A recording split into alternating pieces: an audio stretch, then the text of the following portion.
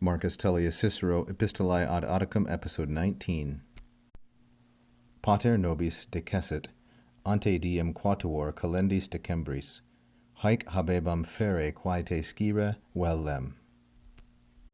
This portion of the letter begins with some startling news. Pater nobis decessit. Pater here is pater meus, my father. He departed from us, he left us on 4 days ante diem, that's what AD stands for, 4 days before the calends of December. The calends of December are December 1st, and the Romans always counted inclusively.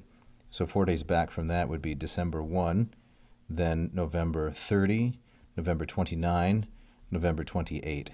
So this is the date, November 28. So Cicero appears to be saying, my father died on November 28. Tyrrell, who comments on this passage and whose text we're using, calls this a locus vexatissimus, which means a very troubling, a very difficult passage. And the reason is Cicero seems very nonchalant, almost cavalier, about the death of his father. It's difficult to imagine he could write a letter to his best friend Atticus and in such an offhand manner just say, by the way, Dad died November 28. A number of different theories have been suggested to account for this, including one that this ought to be read as discessit instead of decessit, which would mean he departed or he left the area. He was visiting Cicero and he went back somewhere else, and that's certainly possible. But the letter continues, haec habebam fere. Haec here is neuter, plural, and accusative.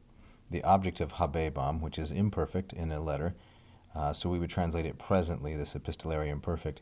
I have almost those things. I have now almost covered those things, which, and you see how the quae, this relative clause, quae through vellem, is modifying haec.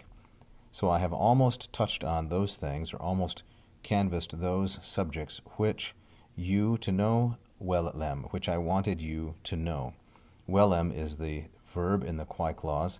It's first singular, of course, imperfect, subjunctive, and active.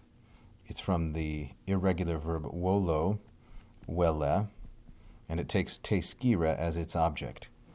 Te scire has te as subject, masculine singular and accusative, referring to Atticus, and scire as verb, which is an infinitive. Remember, accusatives are always the subjects of infinitives in Latin.